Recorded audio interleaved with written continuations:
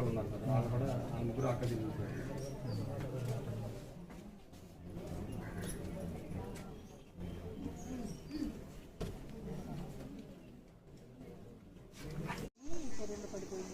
హైదరాబాద్లో ఉన్నాను,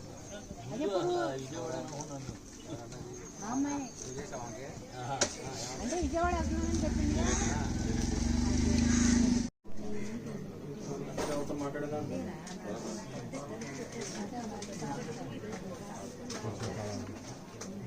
ఎన్ని గంటలకి?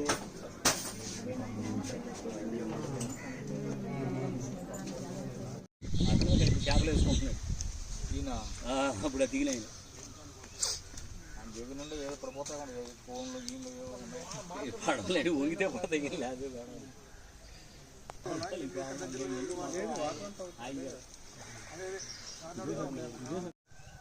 మంచం కూడా తీసుకొచ్చి నేను లాక్కొచ్చిన తర్వాత ఇక్కడ పెట్టి మంచం చూసి ఆ మంచం తీసుకొచ్చి మంచం తెచ్చేవాళ్ళు. అప్పుడు మంచం మీద తీసుకెళ్ళి మంచం కూడా అక్కడ కిందకల్లా లాక్కెళ్ళారు. లాక్కెళ్ళి దాని మీద పెట్టి 4 పాటలు బట్టి వేసుకుంటారు.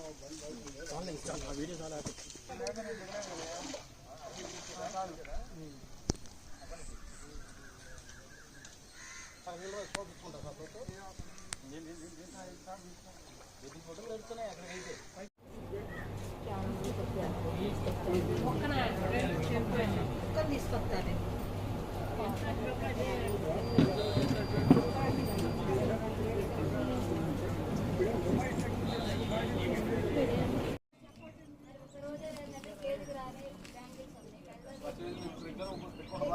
ఎప్పుడన్నా సరదాగా ఇవ్వన్నా కూడా రావు నెలలో బయట తీరేక రాత్రులు కూడా బయట తీరేక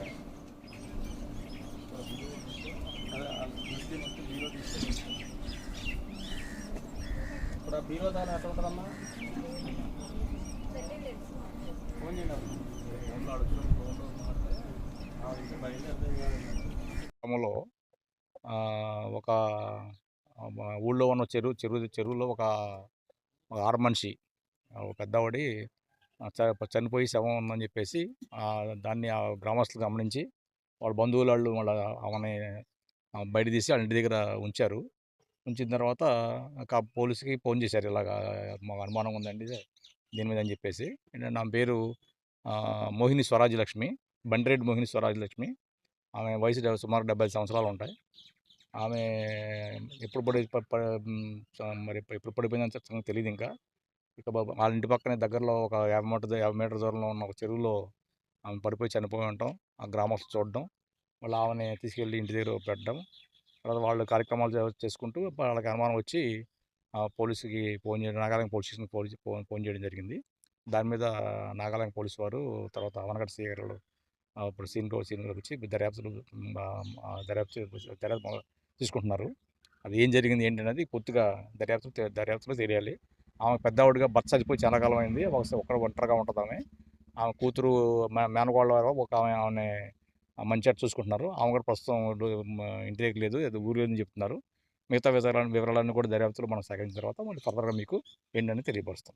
కేసు ఉంది ఇంకా, అది బంగారం ఒంటి మీద ఉంటుందని చెప్తున్నారు, కనబట్టలేదు అంటున్నారు. అది ఒంటి మీద ఉందా లేదా ఇంకెక్కడన్నా బీరువాలో కూడా పెట్టుకున్నారా ఏంటనేది ఆ ఊరి ఆవిడతో మాట్లాడితే కానీ మనకు పూర్తి వివరాలు తెలియదు. అవన్నీ తెలుసుకున్న తర్వాత మనం ఫర్దర్ ఇన్వెస్టిగేషన్లో అవన్నీ క్లారిటీ వస్తుంది.